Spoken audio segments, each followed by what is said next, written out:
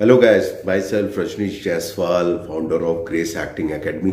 जैसा कि आप जानते हैं कि मैं कुछ टॉपिक पे छोटे छोटे वीडियो बना के आप लोगों को बताता रहता हूँ। जब मेरा कोई पहले से स्क्रिप्टिंग नहीं होती है, जो मूड में आया, क्लास में फ्री हुआ तो मैंने वीडियो बना दिया बस। तो आज एक मेरे दिमाग में आया, एक्चुअली में एक मेरा स्टूडेंट मेरे पास आया जो कि ज्वाइन करना था उसको, और उसने पूछा कि सर आप इतने इतने बड़े बड़े डायलॉग्स आप कैसे याद करा देते हैं। तो मैंने कहा है बेटा, हर चीज प्रैक्टिस से होती है। हम जितनी बार जितना ज्यादा प्रैक्टिस करेंगे, क्या तो भी सर प्रैक्टिस तो चलो कर कर करके नहीं याद आ रहा है, नहीं आ रहा है, मतलब भेजे में नहीं जा रहा है, तो हम कैसे करेंगे। तो मैंने कहा बेटा एक काम करो, कोई टॉपिक उठा लो, कोई एक डायलॉग ले लो, किसी फिल्म का ले लो, लिख लो, जो तुम्हारा फेवरेट हीरो हो उसका डायलॉग आप लिख लो, भले चाहे वो 10 लाइन का हो।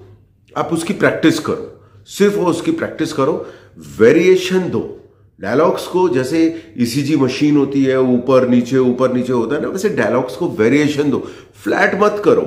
अगर ईसीजी मशीन में वो फ्लैट हो जाता है तो बंदा क्या हो जाता है पता है ना, ऊपर।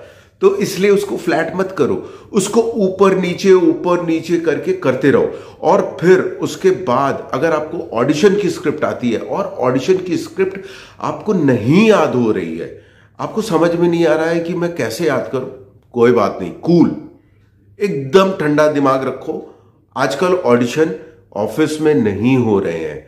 आजकल कोई प्रोड्यूसर डायरेक्टर आपको ऑफिस में नहीं बुलाता है डायरेक्टली, अगर जब तक वो उसके पास 3-4 ऑप्शन ना आ जाए। नहीं भाई, अब इसको ऑफिस में बुलाओ, इसको प्रॉपर इसका लुक टेस्ट करते हैं।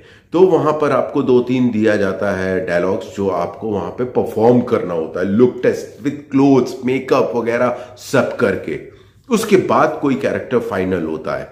और सबसे पहले अगर आपके पास ऑडिशन आया है कि इस एज का ये आप, या किसी प्रोडक्शन हाउस या किसी कोऑर्डिनेटर का ऑडिशन आया है, तो अगर आपको थोड़ा लंबा, ऑब्वियसली जो भेजते हैं ना वो थोड़ा लंबा भेजते हैं, तो लोगों को, बच्चों को बहुत ज्यादा प्रॉब्लम हो रही है लर्न करने में कि इसको हम कैसे लर्न करें। कोई बात नहीं, आप पेन लीजिए, कॉपी लीजिए, उसको लिखिए। जो आपका ऑडिशन का जो डायलॉग है आप उसको लिखिए। आप जब लिखेंगे ना, जो शब्द आप लिखोगे आपके यहां पर लिखता जाएगा, क्योंकि आपकी पूरी इन्वॉल्वमेंट होगी। और जब आप उसको लिखेंगे, लिखने के बाद जब वो खत्म हो जाए तो उसे 20 टाइम्स सिर्फ पहले बोलिए, सिर्फ बोलिए। लर्न करने की जरूरत नहीं है, सिर्फ डायलॉग्स को बोलिए।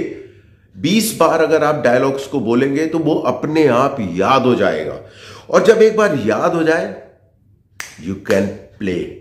वो मैंने बात बोली थी ना, ईसीजी मशीन में कैसे है, ऐसे जाता है, तो वैसे ही आप वेरिएशन दे पाएंगे, वैसे ही आपकी परफॉर्मेंस अच्छी होगी। और फिर उसके बाद जब आपको लर्न हो गया, ऐसे ही एक कर्टन, यहां पे तो खैर ब्लैक कर्टन है, नहीं तो आप कोई प्लेन वॉल ले लीजिए। प्लेन वॉल के सामने आप ब्राइट कलर के क्लोथ्स पहनिए हमेशा, और कोशिश करिए कि आप कैरेक्टर समझने की, कि वो कैरेक्टर क्या बोल रहा है। अगर वो कैरेक्टर ये बोल रहा है कि मैं किसी राजे रजवाड़े के खानदान से हूं, तो आप वैसा पहनिए। आप किसी मिडिल क्लास के हैं तो मिडिल क्लास के कपड़े पहनिए। आप अगर एकदम लोअर क्लास, तो लोअर, सबको पता है कि अपर, मिडिल और लोअर क्लास के लोग कैसे पहनते हैं कपड़े, है ना। तो वैसे आप कपड़े आप सबके घर में मिल जाते हैं, वैसे कपड़े पहनिए, लुक बनाइए और कॉन्फिडेंटली इसको प्ले करिए। दिखा दीजिए सामने प्रोड्यूसर को कि हाँ मैं भी हूं इस लाइन में। और रही बात आपके लर्न करने की, आप 100% इंप्रूव कर जाएंगे। उसकी एक एक्सरसाइज है 21 फेसेस। 21 फेसेस आप याद करिए हर दिन 21 फेसेस आप याद करिए। अब आप सोच रहे होंगे 21 फेसेस कौन कौन से, कोई बात नहीं, 5 आपके परिवार में हो जाते हैं, 5 आपके दोस्त हो जाते हैं, 5 आपके टीचर हो जाते हैं, और 5 भगवान के चेहरे तो आपको याद हो ही जाएंगे।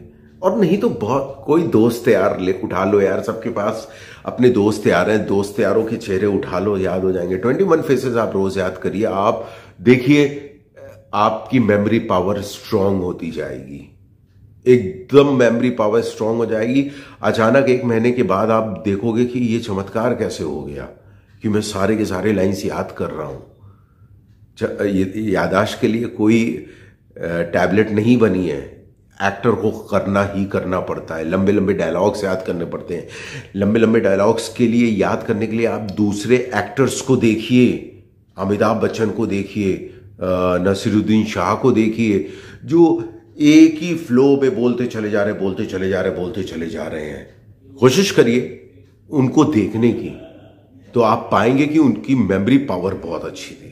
आप टॉपिक लिख के भेजिए, मैं वीडियो बना के भेजता हूं। आपको कौन सा टॉपिक पसंद है उस पर मैं वीडियो बनाकर भेजता हूं। मिलते हैं फिर एक नए सब्जेक्ट के साथ, एक नए टॉपिक के साथ। Have a nice day.